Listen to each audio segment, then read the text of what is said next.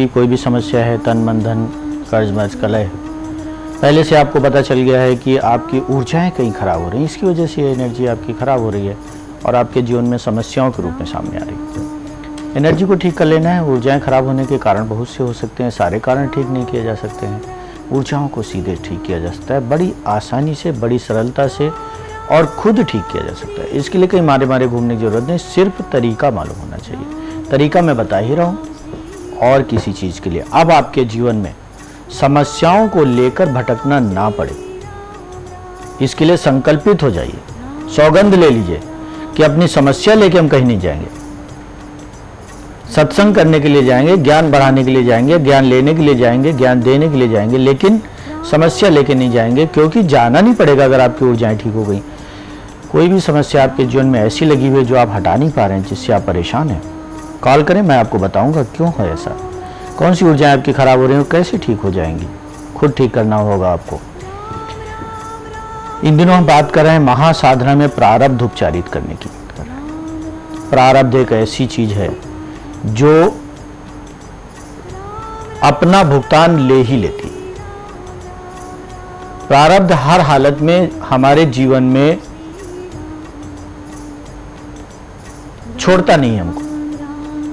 प्रारब्ध को बदलने का एक तरीका है कर्म। कर्म आपको करना होगा। कैसे करेंगे कर्म, कैसे प्रारब्ध देवी देवताओं को भी प्रभावित कर ले जाता, हम इस पे चर्चा करेंगे। कॉलर इंतजार करें, से बात कर लेते हैं। जी बताएं। हेलो जी, राम राम गुरुजी। राम राम।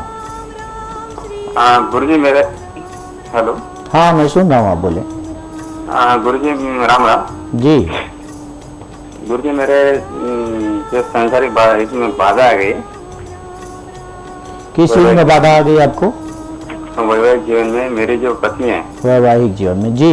हाँ, मेरी जो पत्नी है वो मेरे से झूठ बोल के मेरे पे केस करके चले गई मायके में। अच्छा, हाँ। कितना समय हो गया शादी के आपका? हाँ, शादी का कितना समय हो गया? शादी का सर अभी तो 3 साल हो गए। 3 साल में अपने मायके चली गई हो, केस भी कर दिया आपके ऊपर उन्होंने? हाँ, केस भी कर दिया। क्या आरोप लगाया आप पे इन्होंने? वो झूठा आरोप लगाया, पैसा मांग करके। दहेज का आरोप लगा दिया उन्होंने? हाँ, दहेज का। अभी आप क्या चाहते हो, वापस आपके पास आ जाए या आप पर से केस हट जाए? नहीं, छुटकारा चाहता था। छुटकारा चाहते हो। आप आंखें बंद करें, 3 बार ओम नमः शिवाय बोले।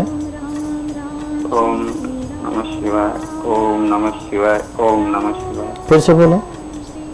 ओम नमः शिवाय, ओम नमः शिवाय, ओम नमः शिवाय।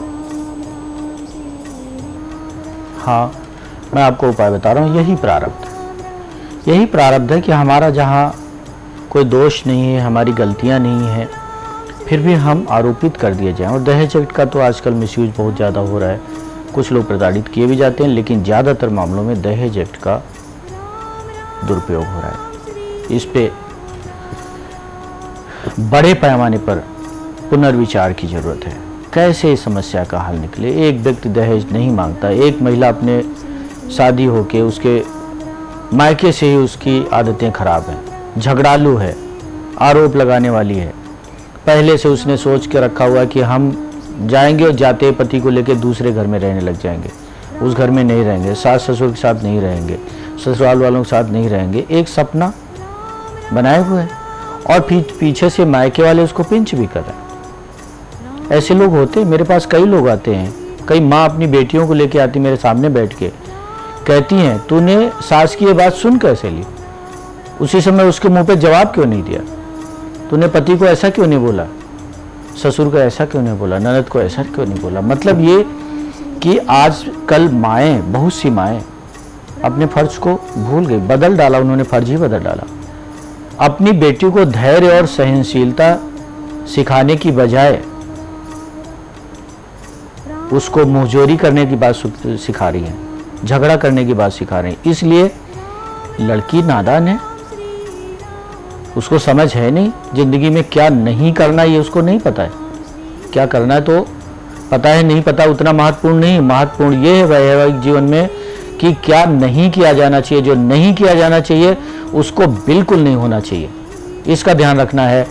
इस तरह से लड़कियां ससुराल जाती हैं, गलती उनकी होती है, झगड़ा कई बार वो करती हैं, विवाद वो पैदा करती हैं, और उनके मनमाफिक जब माहौल नहीं मिलता है तो दहेज, बहुत बार ऐसा हो रहा है। आपकी ऊर्जाओं में प्रारब्ध की ऊर्जाएं हैं। जो लोग बेकसूर किसी मामले में फंसा दिए जाते हैं, बिना मतलब उन पर आरोप लगाया जाता है, ये प्रारब्ध है। प्रारब्ध उपचारित करना है आपको। पूर्व कर्मों की ऊर्जाएं, चाहे इस जन्म की हो चाहे पिछले जन्म की हो, आपके साथ लगी हुई हैं, उनको हटाया नहीं जा सकता, उनके प्रभाव को बदला जा सकता अपने कर्म के जरिए। प्रारब्ध की ऊर्जाएं थी। आज फेसबुक ग्रुप से, उससे व्हाट्सएप ग्रुप से कुछ लोग जुड़े हुए हैं हमारे साथ। आज मैं उनके साथ चैट कर रहा था, किसी ने पूछा था कि माँ पार्वती इतनी सक्षम थी, शक्ति थी, वो चाहती तो भगवान शिव को ऐसे ही प्राप्त कर लेती, इतनी कठिन तपस्या करने की क्या जरूरत थी? जरूरत थी।